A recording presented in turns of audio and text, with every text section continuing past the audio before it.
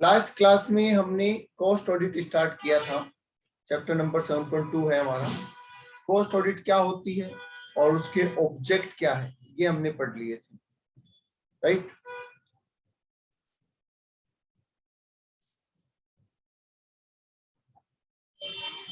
इसमें कोई डाउट है किसी को तो पूछ सकते हैं यहाँ तक। ओके, चलिए आइए सेक्शन 148। एक चीज समझिए आप, कंपनीज एक्ट में पिन पॉइंटिंग मतलब हाईलाइट करना। पिन पॉइंटिंग का मतलब होता है हाईलाइट करना। जैसे मैं कहूँ कि यार तुम्हारा ये वीक है, तुम्हारा मेमोरी वीक है, या तुम्हारा राइटिंग स्किल में कमी है, तो वो कमी को उजागर करना, ऐसे बोल सकते हैं। ठीक है, देखिए कंपनीज एक्ट में दो सेक्शन आपके कॉस्ट ऑडिट में काम आते हैं, एक सेक्शन 128 और एक सेक्शन 148। पता है आपको किस चीज का है? सेक्शन 128 और 148 पढ़ाया गया कभी?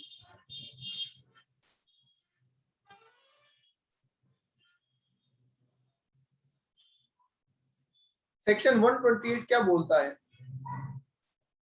यस, सेक्शन 128 बोलता है बुक्स ऑफ अकाउंट्स के लिए कि हर कंपनी को अपने बुक्स ऑफ अकाउंट्स मेंटेन करने हैं अपने रजिस्टर्ड ऑफिस के ऊपर। रजिस्टर्ड ऑफिस में अपने बुक्स ऑफ अकाउंट्स मेंटेन करने हैं, और जो शेयर होल्डर होंगे, उन मेंबर्स जो होंगे, उनके लिए इंस्पेक्शन के लिए इनको ओपन रखना है। वो कभी भी वर्किंग आवर्स में जाके इनका इंस्पेक्शन कर सकते हैं, राइट। अगर कंपनी रजिस्टर्ड ऑफिस के अलावा कहीं पे अपने बुक्स अकाउंट्स मेंटेन करना चाहती है तो वो कर सकती है, पर उसके लिए उसे एक रिजोल्यूशन पास करना होगा और आरओसी को इन्फॉर्म करना होगा। इस तरीके से इसमें कुछ प्रोविजन दे रखे हैं, राइट।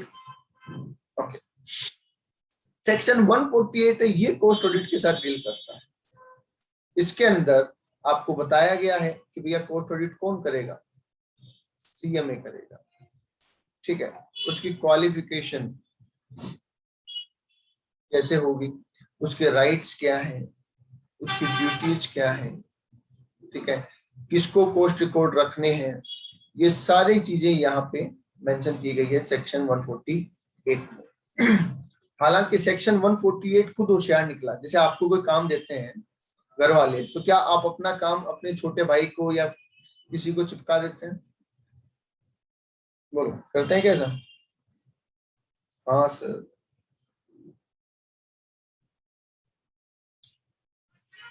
जैसे कोई काम बताता है, ढूंढते हैं चारों तरफ अपने से छोटा कौन दिख रहा है, दिखते ही उसको चिपका देते हैं।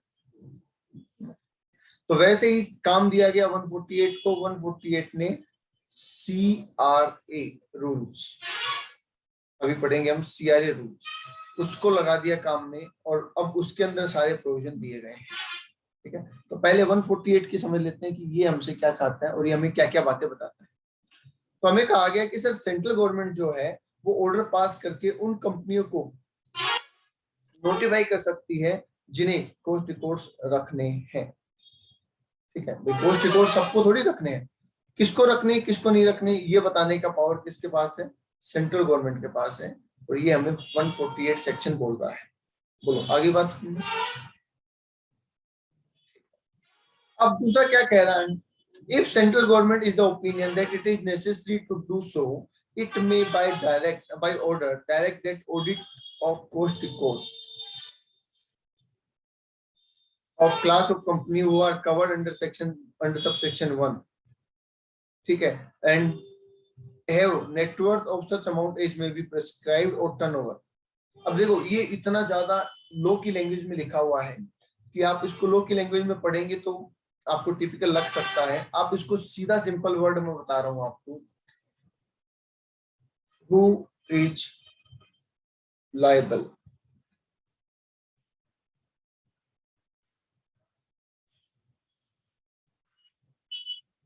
फॉर कॉस्ट रिकॉर्ड्स, ये बताने का पावर, ये डिसाइड करने का पावर किसके पास है?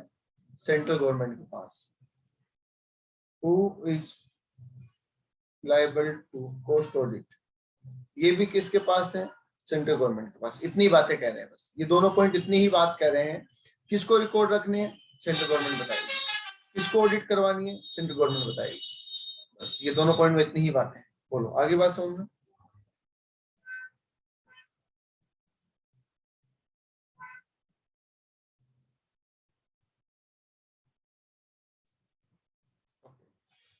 Who can do cost audit? cost audit कौन कर सकता है, तो ये भी यही बताएगा भैया कि CMA और COP। CMA का मतलब तो आप जानते ही हैं, COP का मतलब भी आपको कंपनी ऑडिट में बताया हुआ है, सर्टिफिकेट ऑफ प्रैक्टिस। तो अगर आप CMA है और आपके पास सर्टिफिकेट ऑफ प्रैक्टिस है तो ही आप क्या कर सकते हैं, कॉस्ट ऑडिट कर सकते हैं, वरना आप कॉस्ट ऑडिट नहीं कर सकते हैं। Is that clear?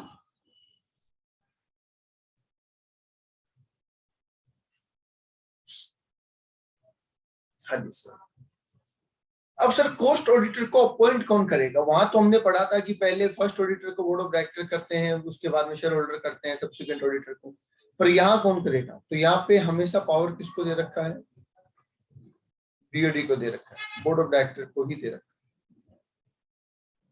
ठीक है, तो बोर्ड ऑफ डायरेक्टर ही अपॉइंट करेगा और बोर्ड ऑफ डायरेक्टर ही क्या कर देगा, उसका रेम्युनरेशन फिक्स कर देगा। आगे आ जाइए, पहला पॉइंट, दूसरा पॉइंट, तीसरा पॉइंट, क्या तीनों पॉइंट क्लियर है?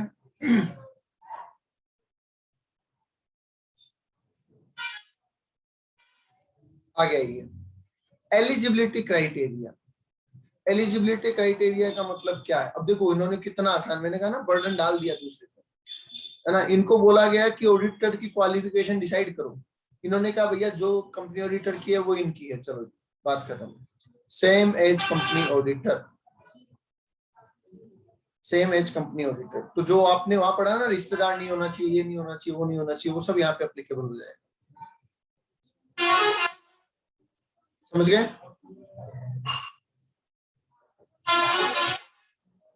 आगे क्या लिखा वो सुनो, इन्होंने कहा sir qualification, disqualification, rights, duties, obligation, ये सारी क्या करी गई है, सेम वैसे ही लगा दी गई है जैसे कि उस पे लगती है। ओके,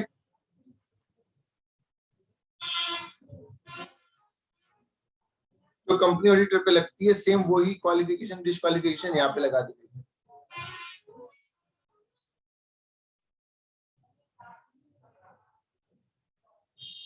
ओके, आगे आ जाइए, last point, it is noted that दो there is no statutory provision relating to cost auditor, individual companies may do as if their policy as they visit practice with public sector undertaking. Okay, rotation, आपने वहां पे rotation पढ़ा था ना, कि पहले एक ऑडिटर होगा, फिर वो एक 5 साल नहीं कर पाएगा, फिर दूसरा आ जाएगा, इस तरीके से जो कूलिंग पीरियड वाला कंसेप्ट पढ़ा था। यहाँ पे वैसा कोई सिस्टम नहीं है, कूलिंग पीरियड का कोई सिस्टम नहीं है यहाँ पे, पर कंपनी की अपनी पॉलिसी हो, कंपनी ऐसे खुद पॉलिसी बना ले कि हम एक ऑडिटर को दोबारा अपॉइंट नहीं करेंगे, तो वो कंपनी बना सकती है, अलग से प्रोविजन कोई नहीं है। कंपनी खुद चाहे तो अपनी पॉलिसी बना सकती है, प्रोविजन अलग से कोई नहीं। बता दो, आराम से देख लो, तो कोई डाउट है तो बता दो।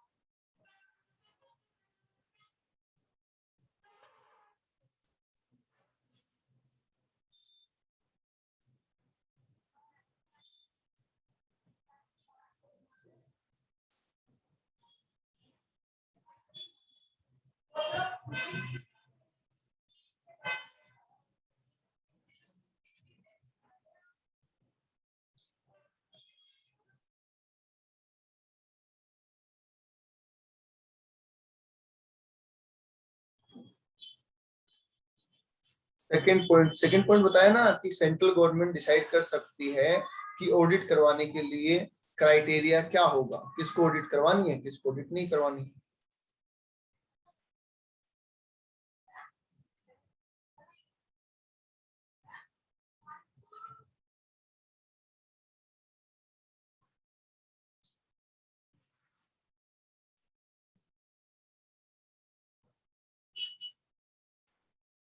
और बोलिए भाई।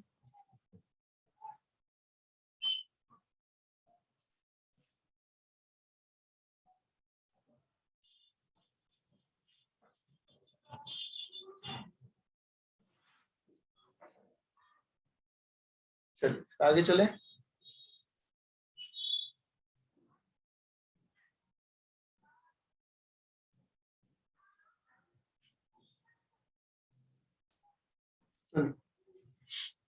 अब यहाँ पे इन्होंने क्या किया समझिए ध्यान से, एक बात ध्यान से समझिए।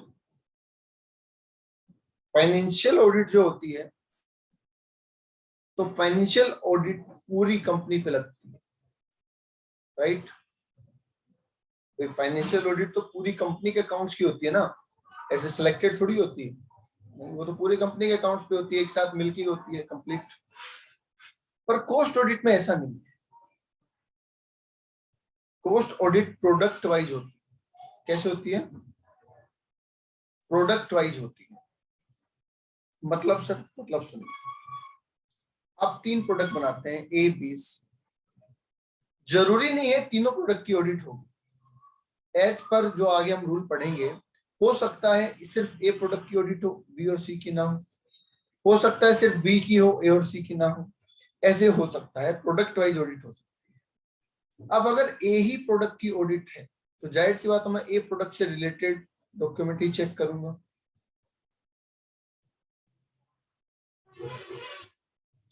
ठीक है, बोलो आया ना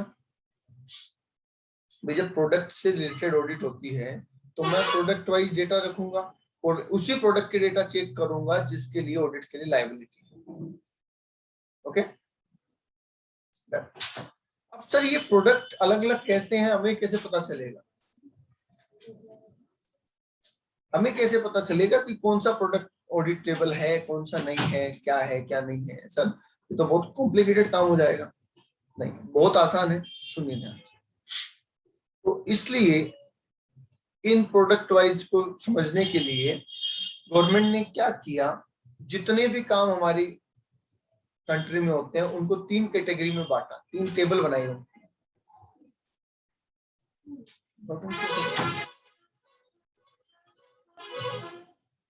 टेबल ए, टेबल बी और टेबल सी।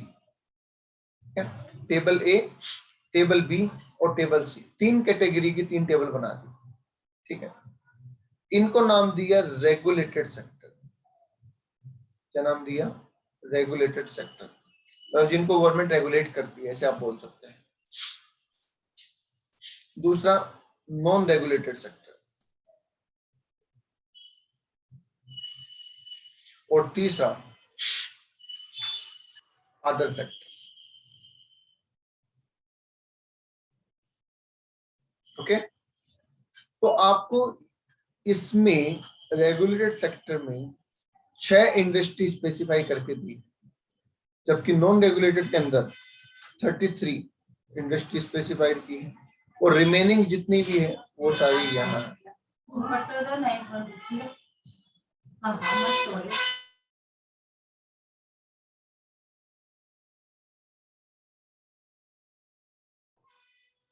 ओके, तो टेबल ए में 6 प्रोडक्ट है, टेबल बी में 33 प्रोडक्ट है, और टेबल सी में बाकी रिमेनिंग सारे प्रोडक्ट है। तो सर क्या हमें ये याद करने हैं? देखिए ये 6 तो आपको याद करने हैं, बाकी याद करने की जरूरत नहीं है। बोलो जी, यहां तक बात समझ में आ गई क्या?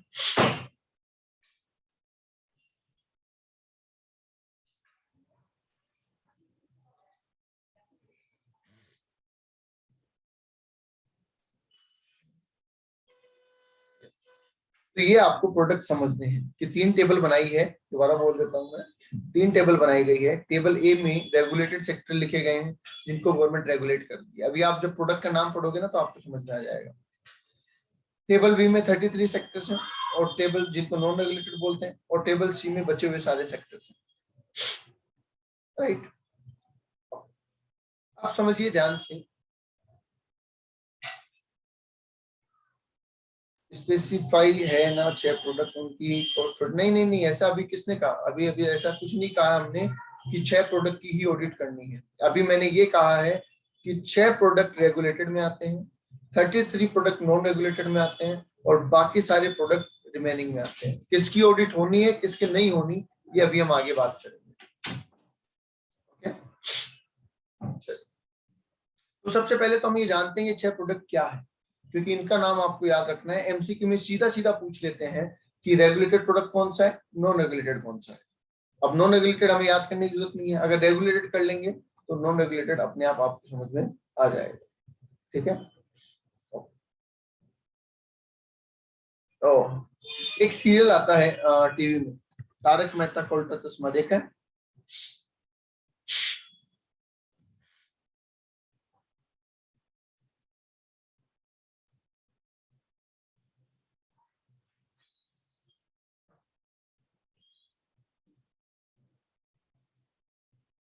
उसमें एक करेक्टर है पत्रकार पोपटलाल, है क्या? कहाँ पे काम करता है, कहाँ पे काम करते हैं?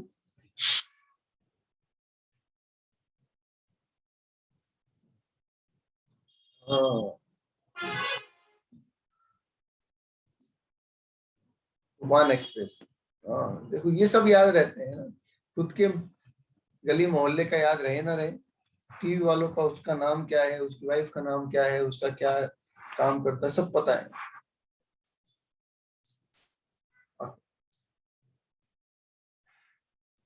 और परेशानी क्या है इनकी, ये और बता दो। इनकी सबसे बड़ी परेशानी क्या है?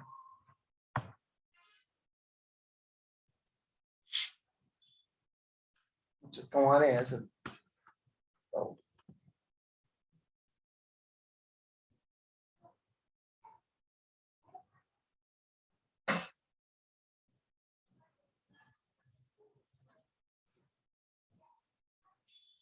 बोलिए। ऐसे बोल सकते हैं हम, पत्रकार पोपटलाल इज डाइंग फॉर शादी, ऐसे बोल सकते हैं क्या?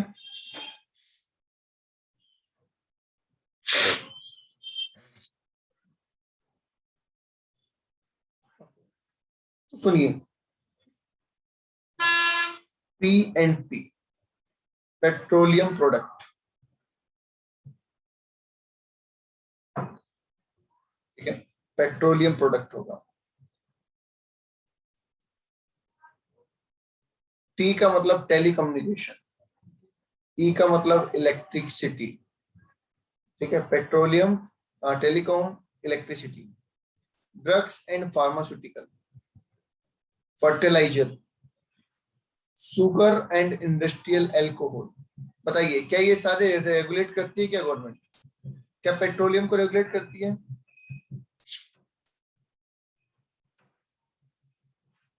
यस। क्या टेलीकॉम को रेगुलेट करती है?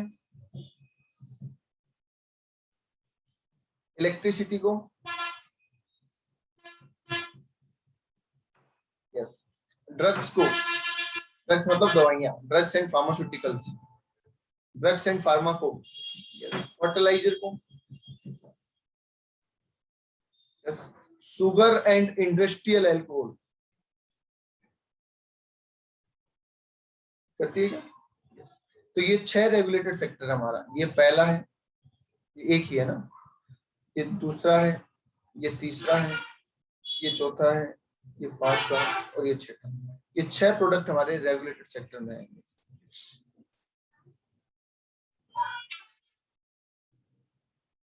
ओके।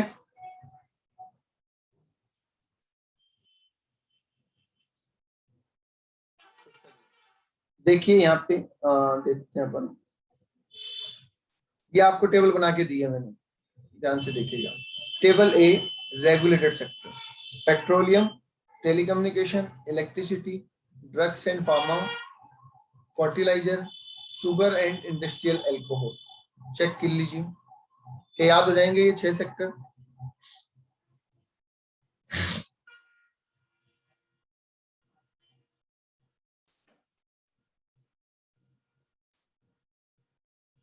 ओके। 33 इंडस्ट्रीज हैं इसमें, पर याद करने की जरूरत नहीं है।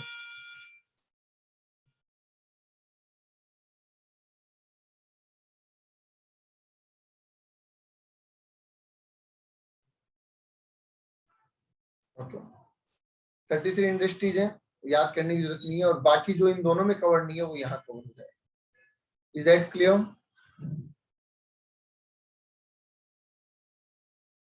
ठीक है, अब ध्यान से सुनिए। प्रोडक्ट वाइज जो मैंने आपको कहा था ना ऑडिट की रिक्वायरमेंट हो सकती है, वो ऐसे हो सकती है कि इनके रेगुलेटेड के रूल अलग होंगे क्या? बताओ, क्या रेगुलेटेड और नॉन रेगुलेटेड के रूल अलग अलग हो सकते हैं? हाँ जी, हो सकते हैं सर। रेगुलेटेड और नॉन रेगुलेटेड के रूल अलग अलग हो सकते हैं। अदर के रूल अलग हो सकते हैं, हाँ जी हो सकते हैं। हालांकि अदर की ऑडिट नहीं होती है, इनकी ऑडिट नहीं होती, इन दोनों की होती है, राइट। अब मैंने एक फैक्ट्री लगा रखी है और उसमें एक प्रोडक्ट तो मैं ये बनाता हूँ, है ना, मान लीजिए कोई दवाई बनाता हूँ, ड्रग्स बनाता हूँ, कोई दवाई बनाता हूँ, और एक प्रोडक्ट मैं इसमें से बनाता हूँ, ऐसा हो सकता है ना?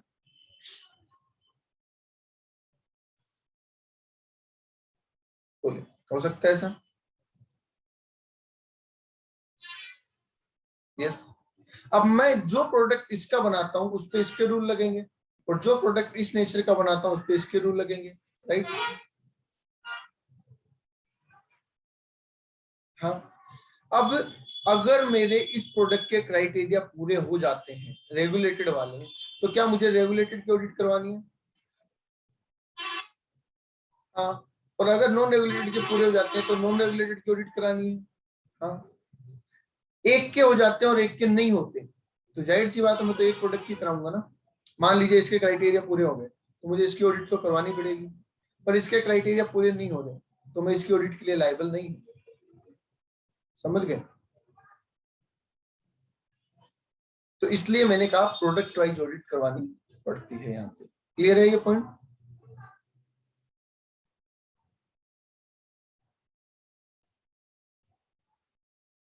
ओके, अब सुनिए आगे। अब अगर मैं दो की जगह तीनों प्रोडक्ट में इन्वॉल्व होता है, ये भी बना रहा होता है सपोज, तो यहाँ पे दो तरीके के टर्नओवर बताए गए हैं, मैं आपको डिफाइन कर रहा हूं, आप समझ लीजिए। जब भी मैं ओवरऑल टर्नओवर की बात करूंगा तो बताइए कौन से प्रोडक्ट की बात करूंगा? मैं कहूंगा ओवरऑल टर्नओवर। तो ओवरऑल का मतलब क्या? तीनों का मिला के, मेरे सारे प्रोडक्ट का मिला के, या किसी एक प्रोडक्ट का?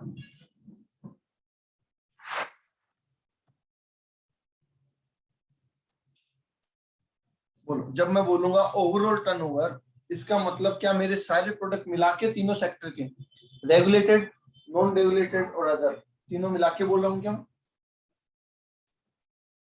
हाँ जी सर, तो मैं तीनों मिला के बोल रहा हूँगा।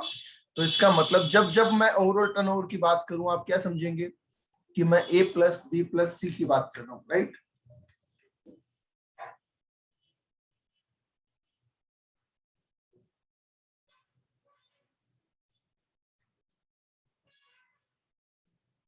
बोलिए, राइट।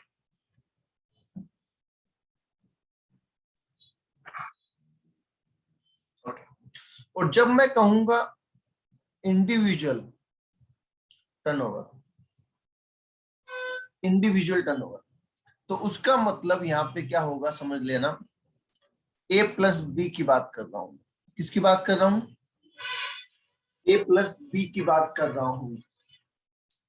इट्स नॉट ओनली ए, ठीक है।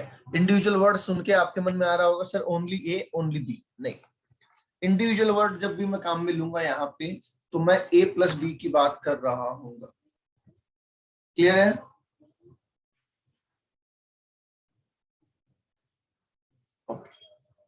इस बात को आराम से समझ लीजिए, पढ़ लीजिए, लिख लीजिए अपनी कॉपी में ऊपर बड़े बड़े अक्षरों में। ओके, चलिए अब रूल्स की तरफ। ये हमने बेसिक, मैंने आपको पूरा बता दिया है, अब दिक्कत नहीं आएगी, अब छोटा सा बचा है बस। अब मेन मुद्दे पे आए।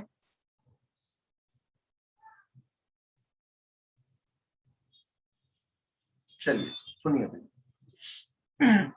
अब कंपनीज एक्ट 2013 में सेक्शन 148 के अंदर सारी जानकारी दी गई है। अब उन्होंने क्या बोला कि भैया अलग से इसका एक रूल्स बनाते हैं। तो companies post records and audit, rules 2014 बनाया गया। इसी को शॉर्ट में हम क्या कहते हैं, CRA रूल्स। सी मतलब cost records audit, CRA rules क्या बोलते हैं इसको शॉर्ट में, CRA रूल्स 2014। याद है मैंने शुरू में लिखवाया था आपको, मैंने यहाँ पे शुरू में लिखवाया था ना, ये रहे CRA रूल्स 2014। तो इन्हें कहते हैं CRA रूल्स 2014। डन। तब आपने कंपनी लॉ पढ़ा है, तो कंपनी लॉ में ऐसे कई पढ़े होंगे, कई चीजों के लिए अलग अलग ऐसे रूल्स बनाए गए हैं,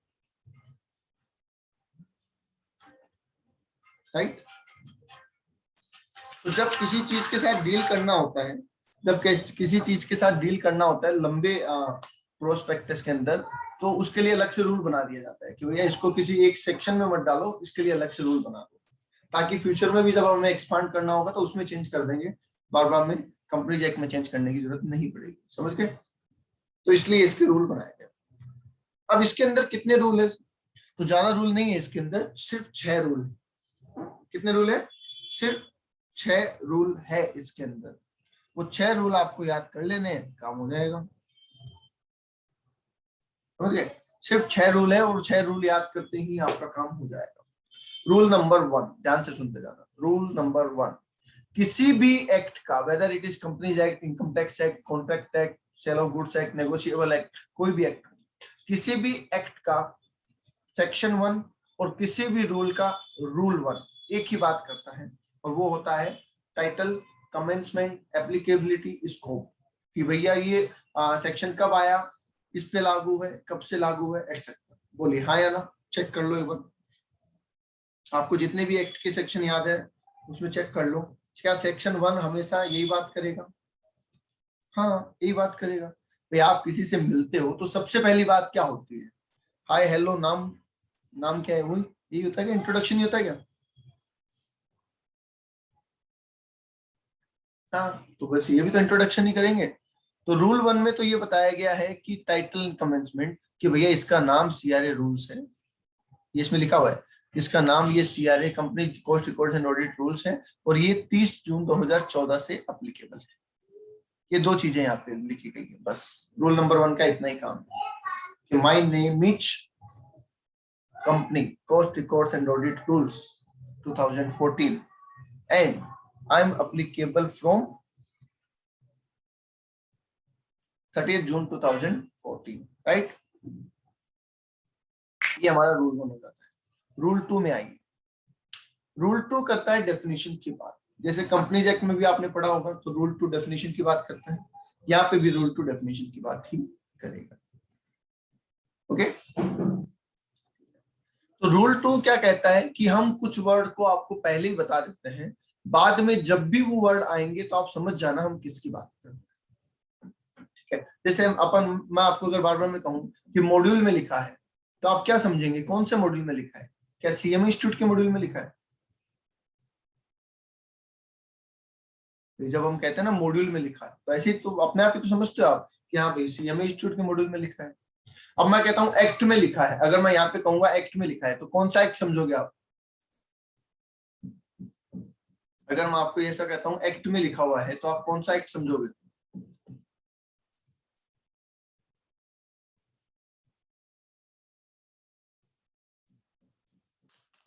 बोलो भाई।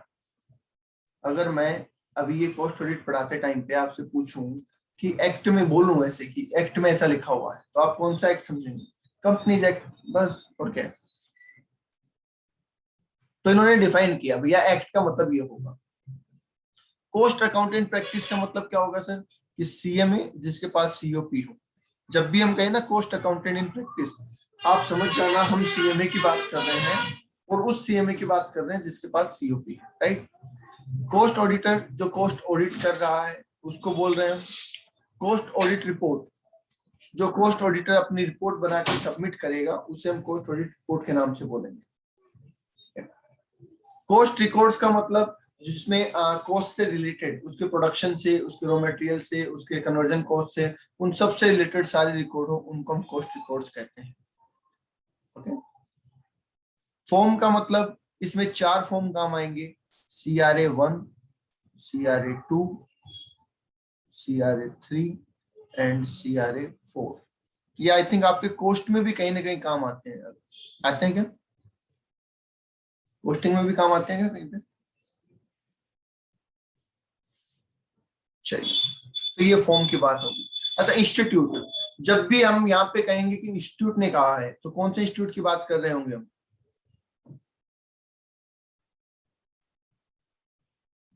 कौन से इंस्टीट्यूट की बात कर रहे होंगे हम? ICMAI, जिसको ICAI भी बोल रहे हैं, राइट? तो ये सारी बातें यहाँ पे आपको डिफाइन करती है। नवीन कह रहे सर CRA 22 तक है। अरे CRA 22 नहीं होंगे, CAS 22 होंगे।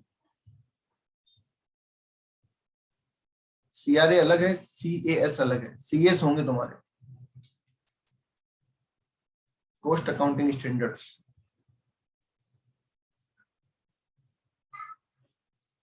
और वो वैसे 24 होते हैं, हो सकता है आपके सिलेबस में 22 है तो मुझे पता नहीं। CS 24 होते हैं। आपके सिलेबस में कितना है मुझे नहीं पता। कॉस्टिंग में CS 24 होते हैं। ओके, चलिए, तो रूल 1 क्लियर है, रूल 2 क्लियर है। बोलो, यहां तक कोई डाउट है तो बोलो। रूल 1 2 में कोई डाउट है तो बोलो।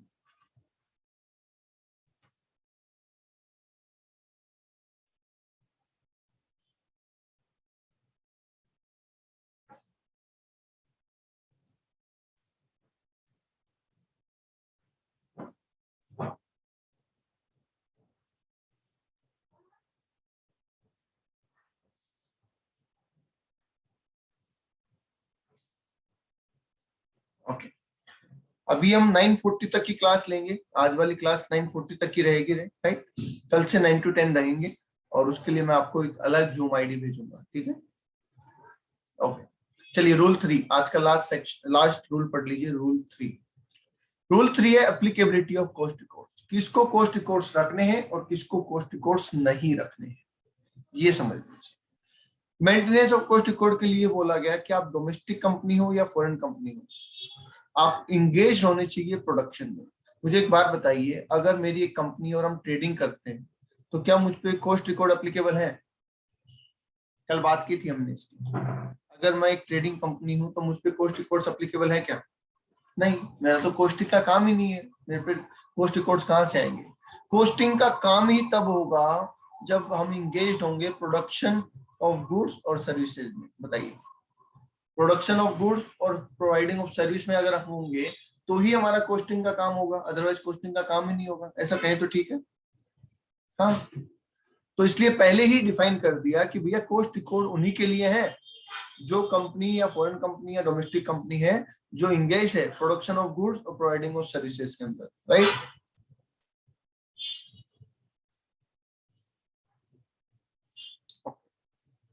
आगे आ जाइए। अब देखो, रेगुलेटेड में आप ऑपरेट करो और चाहे नॉन रेगुलेटेड में ऑपरेट करो, कोई फर्क नहीं पड़ता। रिकॉर्ड्स रखते टाइम, ऑडिट करते टाइम फर्क पड़ेगा, रिकॉर्ड्स रखते टाइम कोई फर्क नहीं पड़ता है, चाहे आप रेगुलेटेड सेक्टर में हैं चाहे आप नॉन रेगुलेटेड सेक्टर में हैं। हमें देखना है आपका ओवरऑल टर्नओवर। ओवरऑल का मतलब क्या हुआ? बोलो, ओवरऑल टर्नओवर का मतलब क्या हो गया? कौन सा टर्नओवर देखना है? क्या A+B+C देखना है क्या? यस, A+B+C देखना है। ऑफ इट्स ऑल प्रोडक्ट, सारे प्रोडक्ट का मिला के देख लो, सारे प्रोडक्ट का मिला के। और वो कितना होना चाहिए? 35 करोड़ और मोर। यहाँ पे एक चीज ध्यान रखना, इनकम टैक्स में हम जब पढ़ते हैं ना कॉस्ट टैक्स ऑडिट, तो हम बोलते हैं 1 करोड़ से ज्यादा, पर यहाँ हम ये नहीं कह रहे। यहाँ हम क्या कह रहे हैं? 35 करोड़ और उससे ज्यादा, मतलब एग्जैक्ट 35 है तो भी ऑडिट रिकॉर्ड रखने की रिक्वायरमेंट आ जाएगी। समझ गए? बोलो, समझ गए ये पॉइंट? ओके, दूसरी इंपॉर्टेंट बात और समझो, हम ऑडिट, टैक्स ऑडिट वगैरह कब करवाते हैं? हम टैक्स ऑडिट वगैरह कब करवाते हैं? जब साल खत्म हो जाता है तब करवाते हैं ना, ईयर एंड के बाद।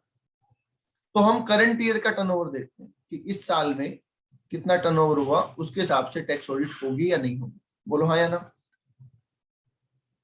पर जो कॉस्ट रिकॉर्ड्स रखने हैं, जो कॉस्ट रिकॉर्ड्स रखने हैं, वो तो पूरे साल रखने हैं स्टार्टिंग से। अब साल के लास्ट में मुझे पता चला कि मेरा टर्नओवर 36 करोड़ हो गया, तो क्या मैं पूरे साल के रिकॉर्ड मेंटेन कर सकता हूँ? नहीं। तो इसलिए पिछले साल के बेस पे करना है, last year, preceding financial year. इस साल का नहीं देखना, पिछले साल का देखना है। अगर मेरा पिछले साल का टर्नओवर 35 करोड़ या उससे ज्यादा है तो इस साल मुझे स्टार्टिंग से ही रिकॉर्ड मेंटेन करने हैं, फिर चाहे मेरा इस साल का टर्नओवर कितना भी हो। समझ में आ गई बात?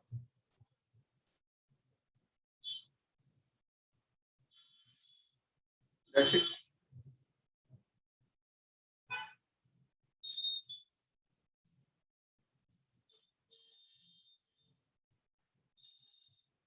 ओके, चलिए। तो किसको कॉस्ट रिकॉर्ड्स रखने हैं? चाहे आप रेगुलेटेड में हैं चाहे नॉन रेगुलेटेड में, आप इंडियन कंपनी है या फॉरेन कंपनी है, आप प्रोडक्शन ऑफ गुड्स और सर्विसेज में एंगेज होना चाहिए और आपका टर्नओवर 35 करोड़ या उससे ज्यादा होना चाहिए पिछले साल का, तो आपको इस साल कॉस्ट रिकॉर्ड्स रखने हैं। ये हो गए आपके 3 रूल। रूल 1 एप्लीकेबिलिटी और कमेंसमेंट का है, रूल 2 डेफिनेशन का है, rule 3 requirement of cost records का है। कोई डाउट है तो बोल दीजिए। आज के लिए इतना ही, बाकी करेंगे कल।